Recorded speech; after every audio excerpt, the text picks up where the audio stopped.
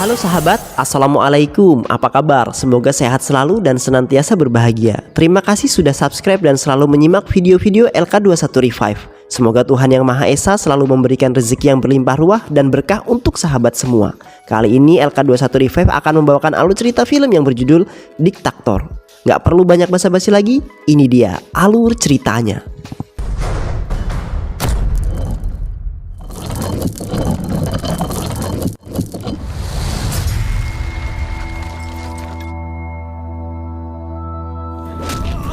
Di awal film terlihat komplotan mafia obat terlarang yang sedang mengadakan sebuah pesta. Terlihat di sana ada anak menteri yang bernama Famsi. Ternyata ia juga terlibat dalam kasus terlarang ini. Hal tersebut diketahui oleh kepolisian sehingga polisi pun berhasil mengepung mereka. Akan tetapi rekannya justru berkhianat dan malah balik menodongkan senjata kepada Inspektur Raso. Ternyata bisnis haram milik Miki ini mendapat backingan dari pemerintah setempat.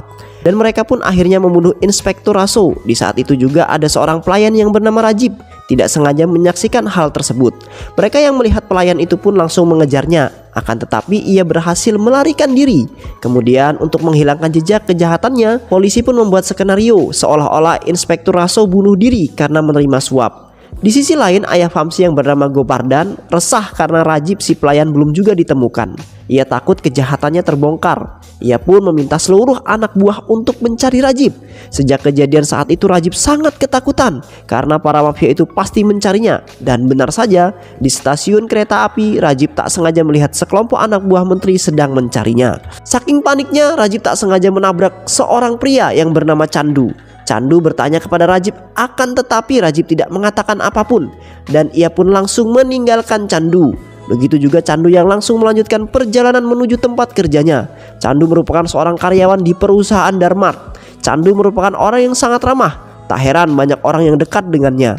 Dan Candu sangat bersemangat untuk bekerja walaupun seringkali ia dimarahi dengan bosnya yang bernama Rames. Meski begitu ia tetap sabar. Saat Candu sedang bekerja, tiba-tiba ada seorang wanita yang bernama Indu tak sengaja menabrak Candu. Ia juga mengaku sebagai pacarnya. Tanpa basa-basi Indu mencium pipi Candu. Hal tersebut tentu membuat Candu kaget dan membuat bosnya semakin jengkel. Kejadian tersebut direkam oleh temannya Indu. Dan ternyata Indu melakukan hal tersebut hanya untuk sebuah konten yang akan ia kirimkan ke sutradaranya. Dan karena kejadian tersebut, Candu menjadi bahan gosip para tetangga. Apalagi Candu ini telah mempunyai seorang istri yang bernama Katiainu yang sekarang bekerja di kota Delhi. Berita itu sampai kepada mertua Candu yang bernama Narayana. Ia pun sangat kesal kepada Candu dan memarahinya. Dan secara tiba-tiba Indu datang untuk meminta maaf kepada Candu. Ia menyesali perbuatannya. Ia menjelaskan bahwa semua yang Indu lakukan hanya untuk sebuah konten. Candu tidak mempermasalahkan perkara ini. Akan tetapi Candu menjadi tak enak hati karena perbuatannya. Ia juga bingung apa yang harus ia katakan kepada mertuanya agar tidak salah paham lagi. Apalagi saat ini Candu masih tinggal di rumah mertuanya. Lalu Indu pun pamit untuk pulang. Namun saat sampai di rumah ia dikejutkan dengan kemunculan anak buah Gopardan yang tengah menunggunya. Mereka pun menanyakan tentang keberadaan Rajib kepada Indu. Dan ternyata Indu adalah adiknya Rajib. Namun Indu berkata bahwa dirinya tidak tahu keberadaan kakaknya. Mereka pun mengancam Indu dan berkata bahwa mereka akan kembali. Dan setelah kejadian tersebut Indu memutuskan pindah rumah karena ia takut dengan ancaman anak buah Gopardan. Keesokan harinya Indu pun pindah dan tanpa ia ketahui ternyata rumah yang akan ia tinggali sekarang ini bersebelahan dengan rumah Candu. Narayana yang mengetahui hal tersebut membuat sangat kesal. Ia pun langsung menghubungi Katia dan menceritakan kejadian itu kepadanya. Namun Katia tidak terlalu peduli dengan hal itu karena ia yakin bahwa Candu tidak mungkin selingkuh. Singkat cerita, saat Indu sedang berbicara dengan Candu, tiba-tiba anak buah Gopardan datang menghadangnya. Mereka pun langsung menanyakan tentang keberadaan Rajib kepada Indu.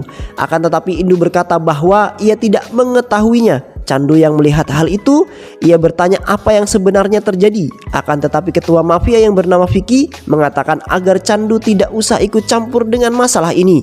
Ia beralasan bahwa Rajib ini kabur karena tidak sanggup untuk membayar hutang. Lalu ia berkata bahwa dirinya akan kembali untuk menanyakan tentang keberadaan Rajib. Jika Indu tidak memberitahunya, maka ia akan membunuhnya. Namun Indu tidak terlalu memikirkan masalah ini, justru ia fokus untuk mengikuti audisi dan ia juga berhasil memenangkan audisi tersebut. Indu yang sangat senang lalu dirinya menelpon Chandu dan ia berkata bahwa ia berhasil lolos dalam audisi tersebut. Namun tiba-tiba sekelompok orang datang dan langsung menculik Indu.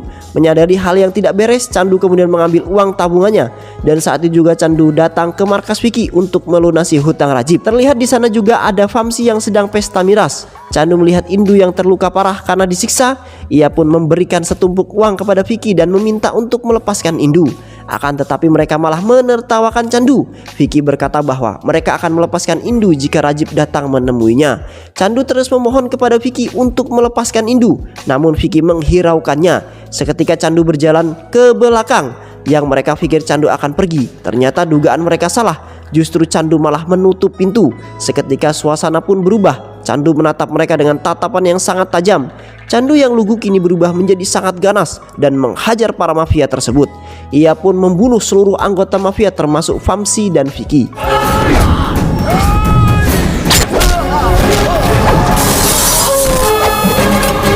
Setelah berhasil mengalahkan mereka semua, Chandu segera membawa Indu ke rumah sakit. Dan setelah semua selesai, Chandu pun kembali bekerja seperti biasa, seakan-akan tidak terjadi apa-apa. Di sisi lain, Menteri Govardan sangat sedih atas kematian anaknya. Ia pun meminta bantuan gangster yang sangat ganas untuk mencari siapa pelaku yang telah membunuh anaknya. Mereka pun langsung melakukan penyelidikan ke tempat kejadian. Saat memeriksa CCTV, mereka melihat ada seorang pria yang memasuki tempat pembunuhan, dan itu adalah Chandu. Ia kemudian menyimpulkan bahwa Chandulah pelakunya. Lalu ia pun menghubungi Govardan dan berkata bahwa Chandu yang telah membunuh Vamsi, karena ialah yang terakhir masuk ke tempat kejadian. Chandu yang tak punya rasa takut sedikit pun menjalankan aktivitas seperti biasa. Setelah selesai bekerja, ia pulang ke rumah. Akan tetapi justru hal yang selama ini ia takutkan terjadi, yaitu kedatangan Sruti, sepupu dari istrinya. Ia takut rahasianya terbongkar karena selama ini yang selalu mertua hubungi adalah Sruti, bukan Katia. Chandu yang meminta agar Sruti berpura-pura menjadi Katia, namun Chandu meminta Sruti untuk tetap tenang. Lalu Chandu pun pergi untuk berjalan-jalan keluar. Saat di jalan ia bertemu dengan Indu bersama Rajib yang baru keluar dari rumah sakit. Ia sangat berterima kasih atas bantuan Chandu selama ini dan berkata ia tidak takut lagi untuk keluar. Chandu berkata bahwa Rajib harus tetap berhati-hati dan waspada. Ia memberikan Rajib sebuah kartu nama. Ia meminta Rajib untuk pergi ke hotel Mumbai. Di sana ia akan mendapatkan pekerjaan. Hal ini bertujuan agar Rajib terhindar dari hal-hal yang tidak diinginkan. Rajib berkata kepada Chandu, "Siapakah Anda sebenarnya?" Akan tetapi Chandu langsung meninggalkan Rajib sambil tersenyum. Sementara itu di tempat Chandu bekerja terjadi sebuah masalah di mana ada seorang pegawai yang bernama Fabji. Ia mencuri uang perusahaan sebesar 100 juta. Hal itu terpaksa ia lakukan untuk pernikahan anaknya. Mendengar kabar uang itu hilang dicuri membuat manajernya sangat marah. Saat itu semua pekerja dikumpulkan dan mereka pun mengundang polisi untuk menyelidiki kasus tersebut. Kedatangan polisi seketika membuat Fabji sangat panik. Akan tetapi Chandu yang telah mengetahui hal itu, ia meminta agar tetap santai. Dan saat polisi memeriksa semua karyawan, polisi itu pun terkejut melihat wajah Chandu, si pembunuh Vamsi, ada di situ.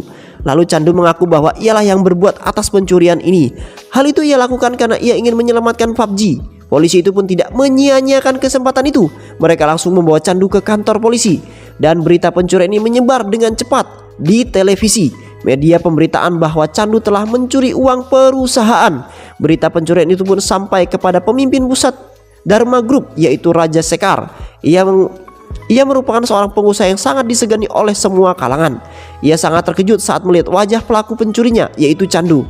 Tanpa pikir panjang, ia pun segera berangkat untuk menemui Chandu.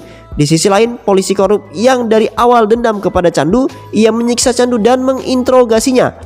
Akan tetapi Chandu tak berkata sepatah kata pun. Sementara itu di luar kantor para warga dan keluarganya Chandu melakukan demo. Mereka meminta agar Chandu dibebaskan karena mereka kenal Chandu adalah sebagai orang baik dan tidak mungkin ia melakukan pencurian.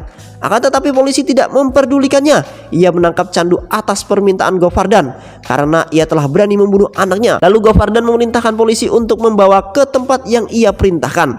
Tidak berselang lama, Raja Sekar pun datang ke kantor polisi. Para warga yang melihat hal itu sangat terkejut melihat bos besar Dharma Group datang mencari Chandu. Ia sangat marah ketika mengetahui Chandu tidak ada di kantor polisi. Ia pun menelpon komisaris polisi untuk segera mencari Chandu. Saat itu Raja Sekar berkata bahwa ia tidak mempermasalahkan akan kondisi Candu karena ia percaya bahwa tidak ada yang sanggup membunuh Candu. Dan benar saja, saat Govardan dan seluruh anak buahnya akan membunuh Candu, justru keadaan terbalik. Malah Candu yang menghabisi mereka semua. Saat polisi korup akan membunuh Candu, tiba-tiba seseorang menembaknya dari belakang. Ternyata itu adalah Raja Sekar beserta para polisi. Lalu Raja Sekar langsung menggampar polisi tersebut. Polisi korup itu pun akhirnya ditangkap. Dan saat itu juga Raja Sekar menjelaskan bahwa Candu bukanlah seorang karyawan, melainkan ia adalah pemimpin sekaligus pemilik perusahaan Dharma Group yang aslinya Chandra Sekar Dharma. Seketika semua orang pun terdiam. Candu adalah ketua pusat perusahaan Dharma Group dan harta kekayaan Candu sangat melimpah. Ia adalah orang terkaya di India, tercatat membayar pajak paling besar, bahkan ia sanggup mengontrol keuangan negara. Bisa dibilang ia adalah diktator, ungkap mantan orang tangan kanan Candu. Semua keluarga Candu sangat kaget, yang mereka kira seorang karyawan bawahan ternyata seorang pimpinan perusahaan dan orang terkaya se-India. Ketika itu Narayana menelpon Katya, anaknya, untuk menjelaskan apa yang sebenarnya terjadi. Akan tetapi Narayana justru menelpon nomor milik Sruti dan yang mengangkat adalah calon dari Sruti. Ia berkata bahwa dia adalah salah sambung. Mendengar hal tersebut, Narayana merasa sangat kesal kepada Sruti bahwa selama ini ia telah dipermainkan. Narayana mengomel-ngomel kepada Sruti dan saat itu juga Candu dan Raja Sekar tiba di rumah. Saat itu Narayana semakin emosi dan mengatakan, jika ini bukan Katya, terus mana Katya? Candu pun memberitahu apa yang terjadi sebenarnya dan menjelaskan apa sebenarnya yang terjadi dan siapa Candu sebenarnya.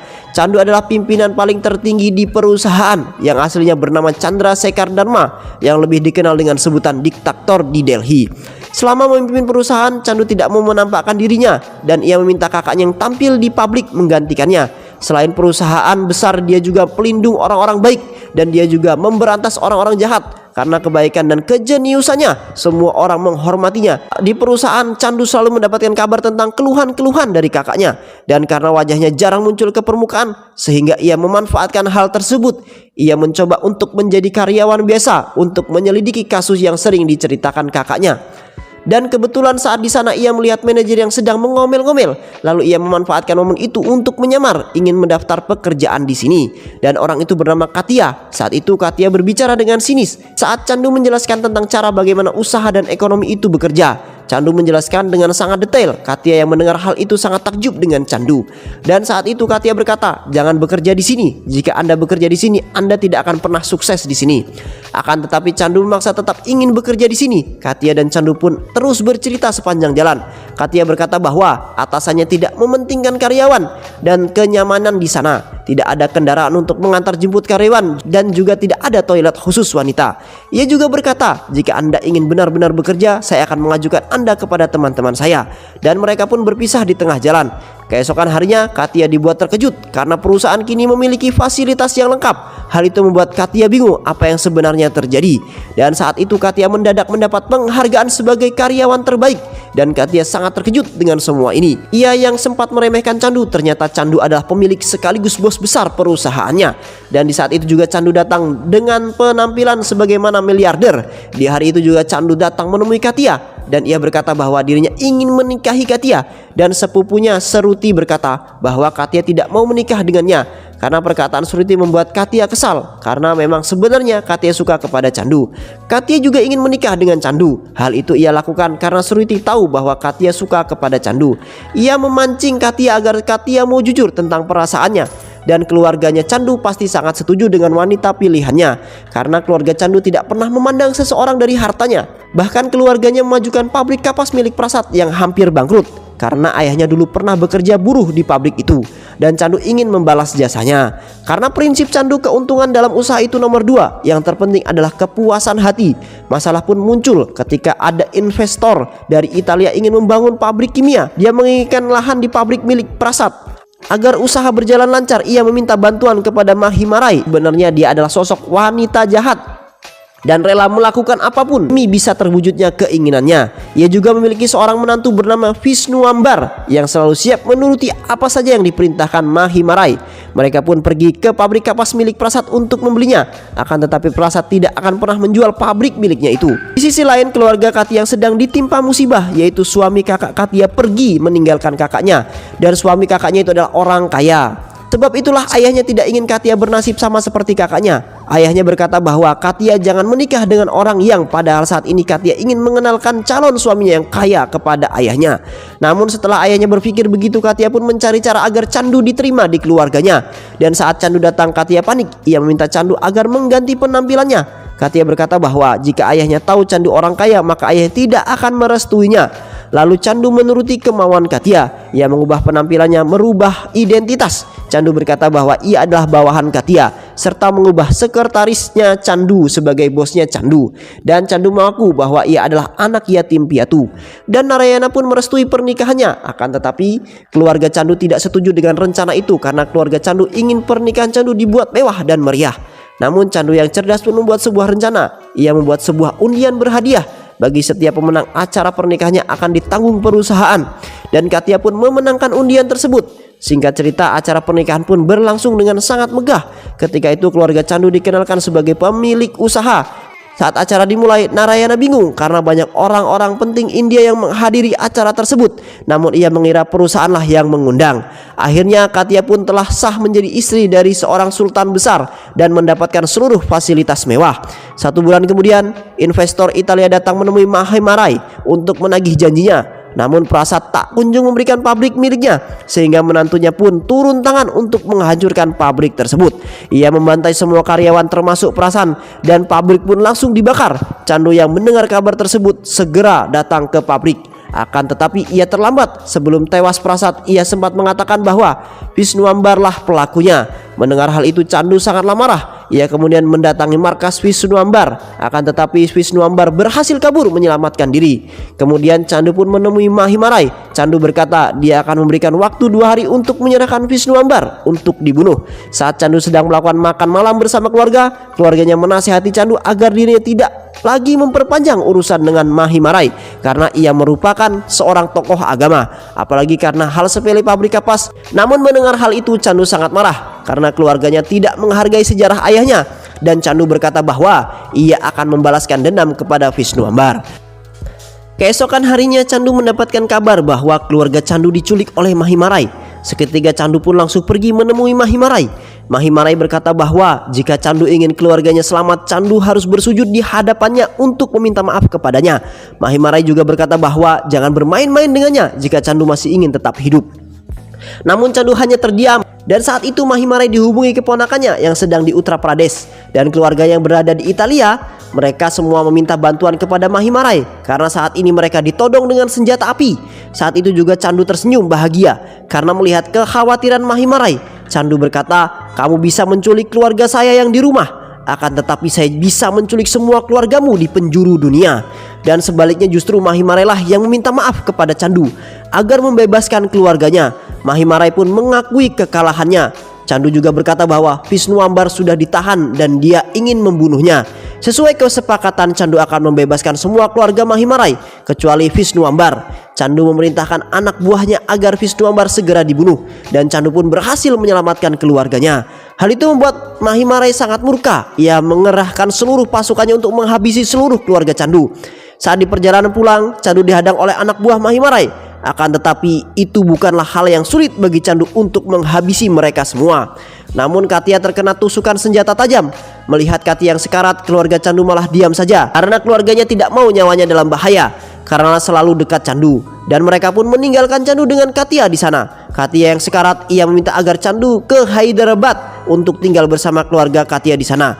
Ia pun mengabulkan permintaan Katia agar tinggal di Hyderabad dengan terus menjalani perannya sebagai karyawan. Raja Sekar yang mengetahui pria keluarganya, ia sangat marah dan ia memarahi keluarganya. Mereka tidak sadar bahwa berkat Candu lah mereka semua bisa hidup enak. Mereka semua pun akhirnya sadar. Mereka berniat menemui Candu untuk meminta maaf. Akan tetapi Raja Sekar tidak mengizinkan, karena jika Candu sudah membuat keputusan, maka tidak ada yang sanggup mengubahnya. Keluarga Katia sangat tersentuh dengan perjuangan Candu. Mereka kemudian menanyakan keberadaan Katia, dan ternyata Katia yang koma selama ini dirawat di rumah sakit, dan mereka pun langsung menjenguk Katia di sana. Dan akhirnya Katia pun berhasil melewati masa kritisnya. Mereka semua berkumpul dan saling memaafkan tanpa adanya hal yang disembunyikan lagi. Kemudian Raja Sekar memberitahu Candu kabar buruk bahwasanya Visnuambar sekarang masih hidup karena ada anak buah Candu yang berkhianat demi uang. Dan saat kepergian Chandu, kini kondisi Delhi sangat parah karena yang berkuasa saat ini adalah Mahimarai dan Vishnu Ambar. Raja Sekar meminta supaya Chandu kembali ke Delhi lagi. Mahimarai yang mendapatkan kabar bahwa Chandu kembali, ia sangat panik dan mereka berencana ingin menghabisi Chandu. Iparnya Chandu yang bernama Sivaram datang menawarkan diri menjadi anak buah Vishnu Ambar. Sivaram berkata bahwa ia sangat kesal dengan Chandu karena ia selalu dicaci maki. Sivaram ingin bekerja sama untuk menghabisi Chandu dan mereka pun menyetujuinya. Singkatnya, Vishnu Ambar and the gang datang untuk memburu Chandu. Mereka pun mengetahui tempat tinggal Chandu berkat Sivaram. Namun, saat akan menyerang, tiba-tiba mobil rombongan milik Vishnu Ambar meledak dan terungkap fakta bahwa itu adalah ulah Sivaram. Ia berpura-pura mau bekerja sama dengan Vishnu Ambar dan Sivaram lah yang telah menempelkan bom di mobil mereka. Sivaram juga berkata bahwa ia membawa Vishnu Ambar kemari bukan untuk menghabisi Chandu, justru sebaliknya agar Chandu bisa membunuh Anda. Chandu pun langsung menghajar Vishnu Ambar beserta anak buahnya. Dan pada akhirnya Chandu pun berhasil mengalahkan mereka semua. Kini hanya tersisa satu yang masih hidup, yaitu Mahimarai. Di tempat lain, Mahimarai yang menunggu kabar atas tewasnya Chandu justru dikagetkan dengan kedatangan Chandu. Ia berkata, seandainya dia bukan wanita, kupastikan Anda akan tewas. Berhubung dia wanita, Chandu perintahkan agar Mahimarai pergi untuk meninggalkan India saat ini juga. Dan jika ia tidak pergi dari India, maka dia akan menghabisinya. Dan film pun selesai. Terima kasih sudah menyimak video-video LK21 Revive. Kami mengucapkan terima kasih dan wassalamualaikum warahmatullahi wabarakatuh.